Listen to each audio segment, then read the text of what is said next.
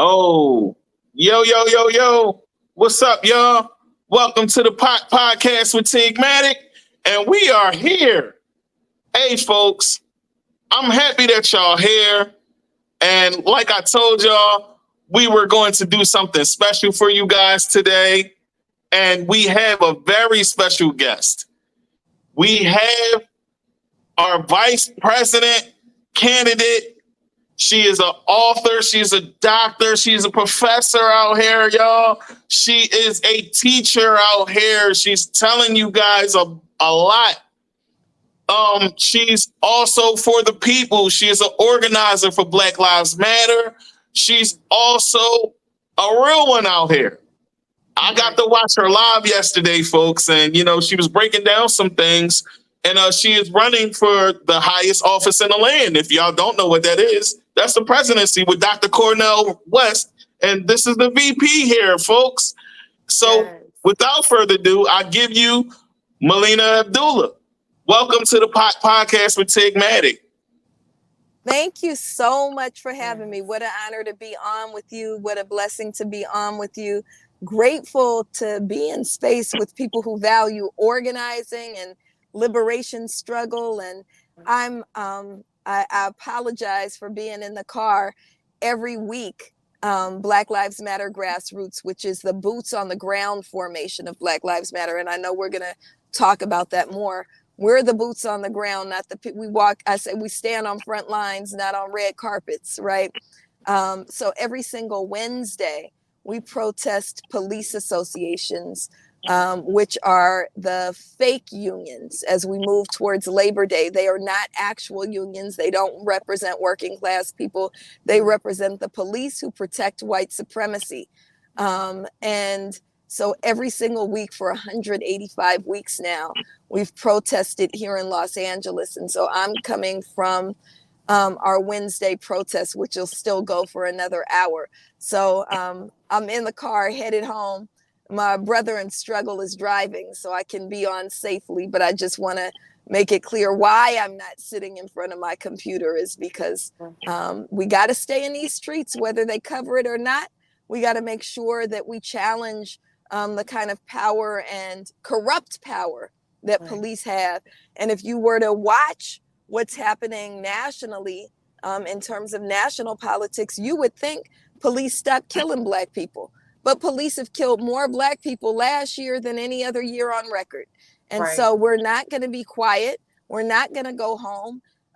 We know that the police who killed Breonna Taylor in 2020 just got off. Right. And so he just got off. I just saw that news and I was definitely feeling some type of way about that.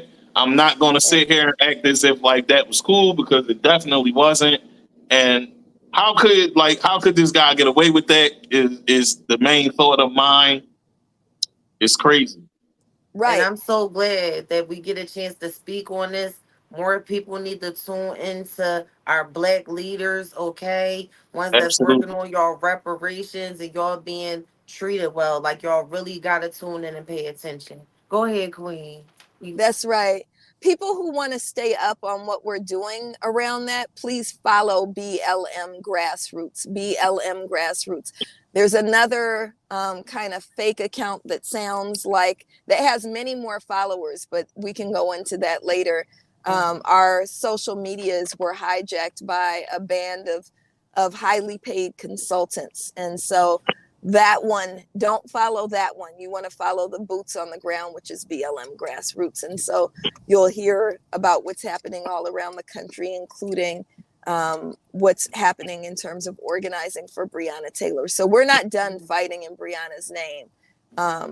It's a setback, but it's not over. Right. Okay, so let's get into it a bit. Tell the people a bit about where you're from for those that don't know you and your upbringing. And then we'll get into the politics and the questions about the things that's going on that you have going on currently. Sure. So I'm born and raised in Oakland, California. And I know there's a presidential candidate that says she was born in Oakland, but you could check my background, right?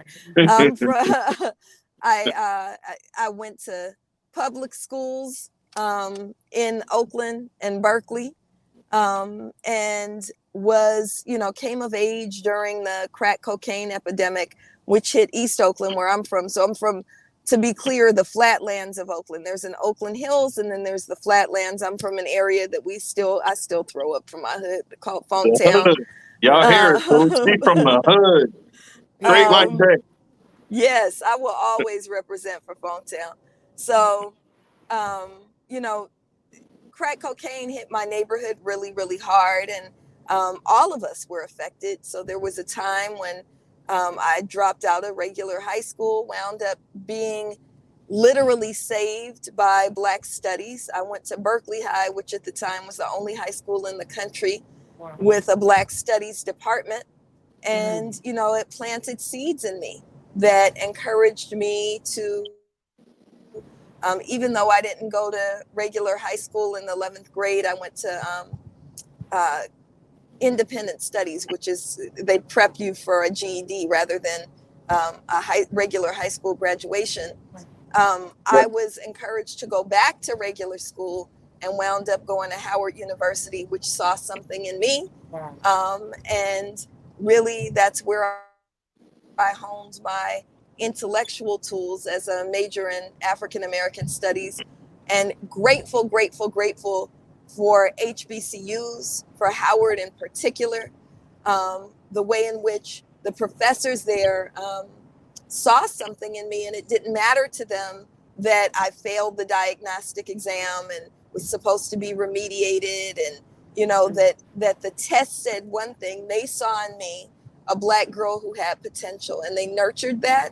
And I wound up graduating Phi Beta Kappa, magna cum laude, and going on to a PhD program here in Los Angeles, where I still am. And I earned a PhD in political science all the time. I think Oakland, being born and raised in Oakland, I'm also of the Panther Cub generation. I'm grateful to my parents' generation for also modeling what it means to fight back against white supremacy. You don't just swallow it, you fight it. And so Absolutely. my entire life, I've been trained to fight. And that's what I've committed my life to beautiful struggle, in the words of Dr. Martin Luther King, and to make my ancestors, my mama, my community, and my children, to honor them with my work. That's That is awesome. so That's awesome. beautiful. So, And political science is like you've been bred for this, right. bred for it. Like you were made for this, And I basically. just wanna I do wanna throw in here real fast that I really wanna connect my daughter with you. She goes to HBCU just starting last week. She has a Where's she at? 4.3. She's at Dell State. Okay, She's where at is Dell that? State in Delaware. Okay. Oh, Delaware State. Oh, yeah. Okay. Yes, and she just got there. She has a 4.3 GPA and things like that. And a woman like Wow. you could really like just help her. These young people nowadays, y'all, they get so discouraged. Like even for being smart, it's like it gets looked down upon to want to do well for yourself. So, I really believe that it's so powerful, everything that you're saying, and it's gonna help so many young people know that they can strive for other things than being the next rapper, the next, somebody out there, on the corner or something. There's a lot of things that you could stand for. So it's just a blessing to hear you speak. I just wanted to say that. What's your daughter's name? Her name is Talia Worsley. Talia. We got to hook her up with my middle child, because my middle child Yes. just started at Southern University this fall. So they must be the same age. So I would Yes. love to connect them. Um, Yes. That's yeah. awesome. Yeah. That's Yes, y'all. awesome. We need each other, and I'm so happy that me and Tig could help push along your message.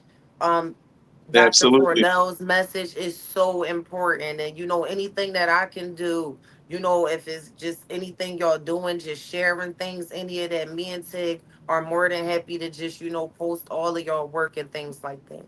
Absolutely. Thank you. Thank you. So, so my next question to you is tell the people a bit of how this run came to be. because for some, it was like, it just popped out of nowhere, So for those that don't know, I want to inform them. And, I think that it's very important that they get to know, you know what I'm saying? So tell them the relationship between you and Dr. Cornel West, how he chose you to be his vice president, and how he decided to run for president as well. Sure. So Dr. West, has been a huge influence on me all of my adult life. So when I was an undergrad at Howard, that's when his book Race Matters came out. And if people have not read Race Matters, put that at the top of your reading list. Yeah, I'm familiar. It was a life-changing read. Yeah. And so the story of my meeting him, it's really kind of strange, but I think it's also emblematic of who he is. I was a student organizer at Howard, and we were having an event, and I looked up in the student union. We were in Blackburn Student Center, and I looked up, and sitting at one of the tables, not speaking, just there as a participant, was Dr. Cornel West. This is at the height of Race Matters being out. He's just sitting at a table. And one of our graduate students at Howard, Julius Bailey, he had been influenced by Dr. West and was able to get Dr. West to come and just be present. And so that was my first meeting of him. And then, of course, I followed his work because I did wind up going on to grad school, and followed his work as a scholar of, even though my PhD's in political science, I've always studied Black power, and I teach Pan-African studies. And so was hugely influenced by him as, I will just say, our greatest intellectual, not just our greatest public intellectual, our greatest intellectual, our greatest thinker. Yeah. Right. I would agree. Last summer, he declared that he was running for the presidency of the United States. And I had been in and out of spaces with him. He'd come to speak where I taught at Cal State LA. He was friends with some of my mentors and organizing partners. And I'd been in space with him in 2014 when we were in Ferguson. And he was just really, really kind of someone who I respected now, both as an intellectual, but also as a human being. And so when he announced that he was running for president, I was an enthusiastic supporter. And I was content to, sometimes when he'd have an event in Los Angeles, I would be invited to speak. He invited my children to sit on panels with him. They're both youth. Both of my girls are youth organizers. He'd invite them to sit on panels with him. And that's what I was content with. I host a radio program when I'm not running for vice president. I host a radio program. I'd had him on my radio program. It's on Tavis Smiley's station, and had him on the show. And I thought, I got a call. The show is on Saturday. I think I got a call that Monday from him and his wife. And I thought they were calling to debrief the show. And instead, I'll never forget, he kind of paused, and he's not somebody who often takes many breaths between words. Dr. West is never short on words. Right. Yes, he is. He will get you in it, okay? Very intellectual, very deep. Right. Yes. Then his wife goes, just ask her. And I'm like, ask me what? And he goes, well, we want you to be my running mate. And I was honored, and I'm humbled to even be considered. And I wanted to say yes, but I also am a single mama of 3 kids. It has an impact on my children. So I had to check in with them. And then I'm also, I got a mama. I can't do things. I'm 51 now, but I still check in with my parents before I make any major decision. So I had to call my mama and baba and ask them what they thought, then check in with my organizing community. And everybody was as enthusiastic as I was, right? Everybody's heart was dancing. And so we agreed that this is a moment and a platform to lift up what it is we believe, to lift up our freedom struggle. And again, I'm just grateful to let this be an iteration of the freedom work that that we're doing. So we see this, if it in any way were to bring damage to movement on the ground, I wouldn't have done it. But everybody agrees we have an opportunity. Sis, you talked about, you know, reparations. We have an opportunity to talk about reparations. If we look about at what a lot of folks are saying now, they're kind of giving a nod to reparations as a word. Right. But if reparations don't come with no check, that's not reparations. Exactly. Absolutely. And I couldn't agree with you more. I Right. couldn't agree And with you more. something of value, meaning to really give the people some land, or some money to really start up a business without making them owe more than what they borrowed, or just all of that. It's a lot of things. And make sure y'all tune into her movement. Can you please tell them again so that they clear exactly where to support and find you at? Sure, it's BLM Grassroots. BLM Grassroots on all social media. So So that's what we're doing, is trying to lift up reparations, trying to say free Palestine, not just ceasefire now, right? Right. But we want a free Palestine. And we know that Black and Palestinian people have a long struggle together. We see each other in each other's struggle. We know that housing is a huge issue. Housing should be a right, because you are a human being and there's enough land and housing for everybody. Exactly. And absolutely.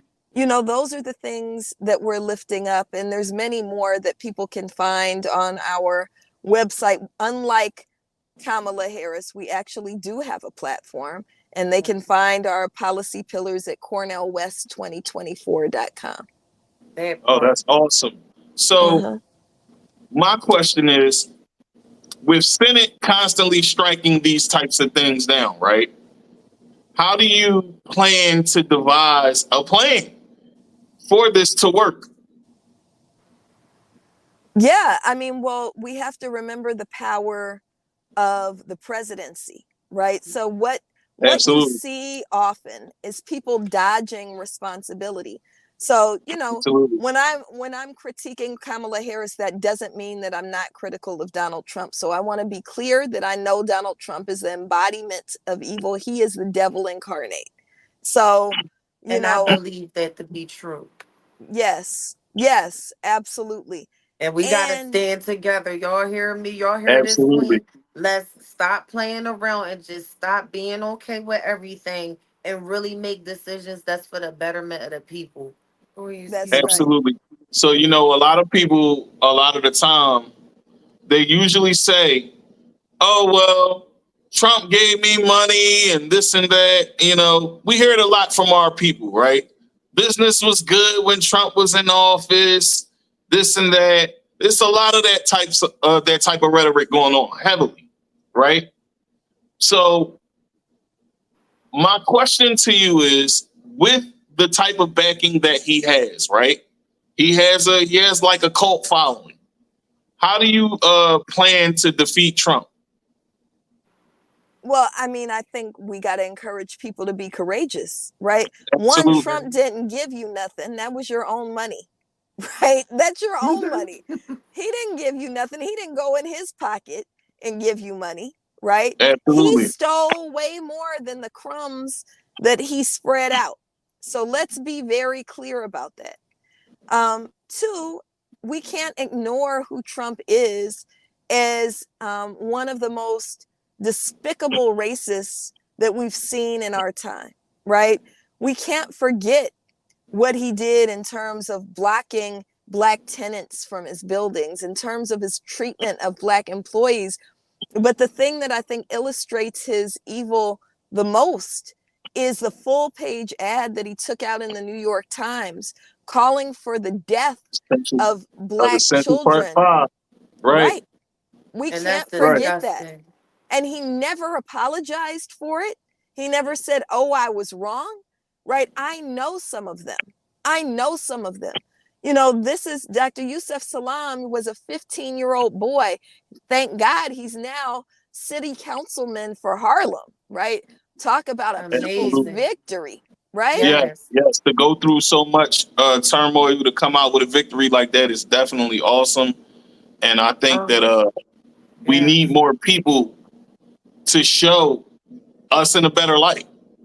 That's You right. know, and I think that you and Dr. Cornell do that well, Thank you. exceptionally well. Like Thank you're you. awesome. Like y'all rock stars. Like seriously. And I just want to say that to you personally while we're on air.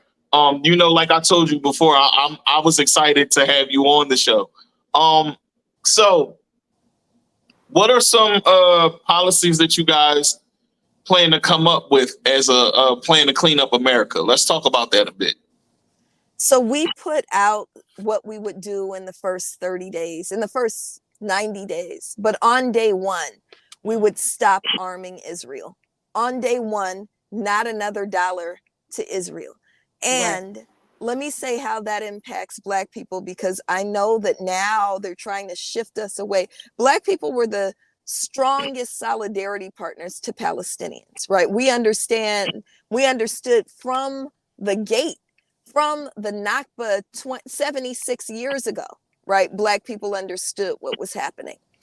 But, you know, also with this new iteration of genocide since October 7th, we understood what was happening.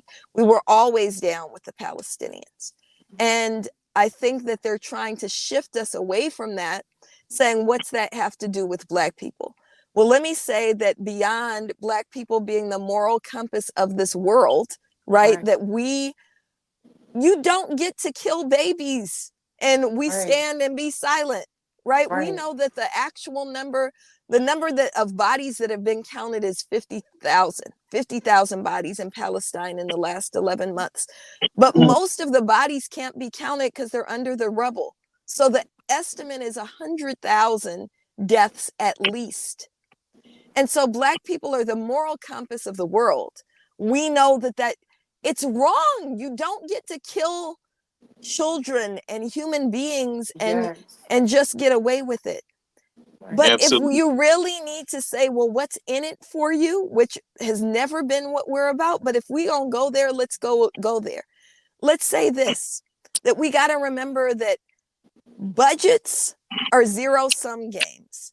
So if this country is sending $1.5 trillion, 62 cents out of every dollar to war, that's what we're spending, 62 cents out of every dollar to war. That means that we're not using those dollars to educate our people. That means that we're not using those dollars to house our people. That means we could pay reparations, but we're choosing not to. Exactly. Right? And so it's really important that when we say we want a free Palestine, that we understand a free Palestine enables freedom for Black people too. So that's day one. Day one, reparations. No more long studies. What's the number? Let's cut some checks, right? And, you know, I know there's people who say you don't need a commission to do that. No, you do. You do need kind of a body, an administrative body, but that administrative body shouldn't engage in another 4 or 10-year study. Those studies have already been done. It's check cutting time. It's check cutting time. It Absolutely. is. We also say that there are basic rights that all human beings should have: housing, healthy food, clean environment. Those things should be guaranteed. Education, they're talking about how Joe Biden is reducing student debt. Well, you shouldn't have student debt in the first place. Public Absolutely. I agree. universities are public universities. You shouldn't have to pay, right? I agree. And so we would we would make education pre-K through PhD free. So those are some of the things that we stand for. And then it could take the rest of the show to talk about the rest of the platform, which includes like not just healthcare for all, but healthcare justice, which means ending the system of medical apartheid that steals the lives of especially Black mamas during childbirth and Black babies during childbirth, eliminating those medical apartheids, all of those things. So there's much that's on the agenda. And again, our full platform is at cornellwest2024.com. I have a Awesome. question for you. Go ahead, So Queen. I saw recently, right, that you have some of your work into a book that is called The Covenant with Black America. Can you go into, a little bit without giving too much away, a little bit about what it is about? Sure. So the Covenant with Black America, this is actually the 20-year anniversary of that book that was originally written by Tavis Smiley, or assembled, edited by Tavis Smiley 20 years ago. So he just released a 20th anniversary edition, which I feel very fortunate to have written a chapter on police reform. Hey. And so in that book, in that chapter, I lift the story of a sister named Waukesha Wilson, who it's really appropriate, sis. I'm so grateful that you are raising it now, because as we close out Black August, we got to remember the way that jails and prisons are really extensions of plantations meant to steal Black life. Waukesha Wilson was a 36-year-old Black mother who was arrested on a very, very minor charge, an altercation that happened. And like most working class people, her family goes, oh, well, if we just wait till she gets before the judge, we won't have to pay this bail, this exorbitant bail. Waukesha Wilson didn't make it to the judge. She was killed inside Los Angeles Metro Detention Center. And her family was never even notified that she was killed. They went to her court date. She wasn't there. And they frantically searched for her for 4 days before they learned that she had been killed inside the jail. And so I frame my chapter around the story of Waukesha Wilson, making the point that policing is an irredeemable system. So if prisons and jails descend from plantations, we have to remember that police descend from slave catchers. And so our safety, especially the safety of Black people, has to be built by investing deeply in community resources rather than spending on police who literally see targets on our backs and steal lives like Waukesha Wilson's. And that's the chapter I contribute. And prayers to Oh her man. family, okay, and her loved ones. This is so much of us, and it's, to me, I want to speak on a fact real fast that a lot of the things that's being publicized is not new. It's just more camera phones out now. Meaning, That's right. like, Yeah, and I it's just really, more visible for facts. people to see now. Facts. And the Absolutely. now, because things are more visible, this is the perfect time for us to get behind people like Melina, Dr. Cornell, and people that's really out here on the front lines going to protect not only just adults, but these children out here. We Right. We want cannot more sit back and people. watch our children get hurt, y'all. We can't. Right. We want more people on the front line doing what you do. You know.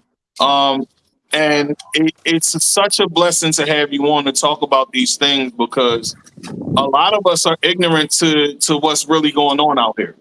Facts. Um, so my next question to you is, how do we get the youth to vote?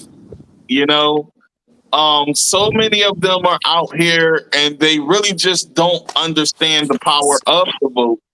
So how do we get the youth to get out here and vote? Well, I think that the reason young people are not voting, or have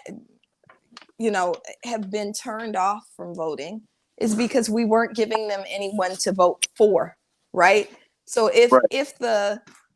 options are Donald Trump or or Kamala Harris, eventually they gonna get enough of Kamala Harris. Her hair, she has a good hairdresser, right? Eventually they gonna get enough of that. Eventually they gonna get enough of Lil Jon songs, right? Right. And so they weren't voting because they didn't have anybody to vote for. And forgive me for moving around. I'm trying to transition into the house while we're talking, so I hope that's okay. You're fine. You're I fine. know You're it's unorthodox. And so, you know, what we're doing is giving them someone to vote for. We're saying, you know, if you vote for us, this is what you're getting, and we need you to jump in it. Otherwise, we don't have a chance. Yesterday, and I think you were tuned into this. Yesterday, we did a IG live with 3 youth organizers. One of them was my oldest child, Melina Abdullah. But then also a brother named Lavish out of Minneapolis who became activated. Thank you. Who became activated around the George Floyd protests, and, you know, got involved in the work of Black Lives Matter grassroots. He's not a member, but got involved. We connected through that work. He was on, and then a sister named Maya, who's a Palestinian organizer. She lost 36 family members in this current genocide. She was on. All 3 of them said that they didn't intend to vote until we decided to run. And I think that's what has to happen, that we have to affirm that what they're doing is right. Like, I am so encouraged by these young people who put everything on the line and said, you know, they're going to protest. They're doing these encampments at their schools. You know, I'm so encouraged by them. So we have to, 1, lift them up. Right. But 2, we have to remember that we have to use all of our tools. And so affirm those tools. We affirm those tools. But we also say that voting is an additional tool. And so that's what we're doing. And if y'all sick, like y'all say, you know, I watched a lot of the comments and just things. A lot of people saying they sick of, you know, Kamala and Trump and things like that. This is your chance to push for something different and something that's really for the people. Okay. Okay. Can you hear me? Yeah, we can hear you. Okay, great. You know what? I'm going to transition to this computer when I can. Can you email me the link? And then that way I can hop on the computer and it'll be more stable. Okay. All right. Well, what we actually, I think what we should do right now, because for some strange reason, I feel like the devil is at work right now. The YouTube is not airing the episode, and I had it set for the destination. This is right now just on Facebook. It was airing, and then some way it just alerted me that the YouTube just cut off.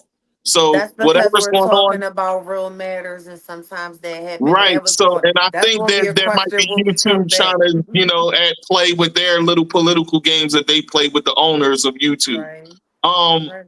So what we could do is you could come out. I'm going to end this and restart it. So that way we can make this a 2-part type of thing, and we can continue on. So I can fix the YouTube so the people on can see what we're talking about on YouTube, because this is very important stuff. And I feel like the devil is at work right now. Yeah, that's great. Need the people to see that. So should I hop on and, like, if you email me the link, I can hop back on from the computer in what, like 5 minutes? Okay. Yeah, I already emailed you the link, so you can go ahead in there. I'm going to hit the end button here. And then it's going to restream live, and I'm going to go back live again, and then you can just come in the lobby and we can do it that way. So I use the same link that we already using, right? Yes. Alrighty, it's all good. I will be right back with y'all. Okay. All right. So we'll be right back, folks. All right.